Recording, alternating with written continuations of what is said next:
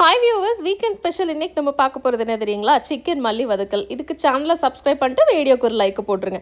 இதை பண்ணுறதுக்கு நான் 1/2 கிலோ சிக்கனை கழுவி தவால போட்டுட்டு பொடியாக நறுக்குன ஒரு பெரிய வெங்காயம், தக்காளி, கருவேப்பிலை, காரத்துக்கு வெறும் பச்சை மிளகா தான் சேர்க்குறோம், அதனால் நிறைய சேர்த்துக்கோங்க.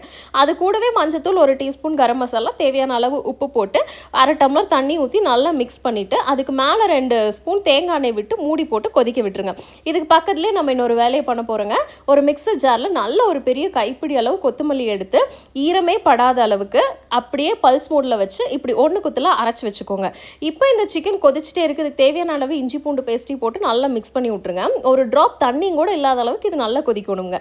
இது நல்லா இப்போ சுண்டி வந்ததுக்கப்புறமா என்ன பண்ண போகிறோம்னா, நம்ம அரைச்சி வச்சுருக்கிற இந்த மல்லி இலையும் தூவி கூடவே 1 டீஸ்பூன் மிளகு தூளியும் தூவி நல்லா ஒரு மிக்ஸ் கொடுத்துட்டு ஒரு 4-5 ஸ்பூன் தேங்காய் எண்ணெயை விட்டுட்டு அப்படியே இந்த மல்லி தலையோட பச்சை வாசனை போகிற வரைக்கும் நல்லா வதக்குன்னு வதக்கி எடுத்திங்கன்னா சிக்கன் மல்லி வதக்கல் தயாராகிடும். கூடவே சிம்பிளான ஒரு ரச சாப்பாட்டுக்கு இதை வச்சு சாப்பிட்டிங்கன்னு வச்சுக்கோங்களேன், உங்கள் வீக்கெண்ட்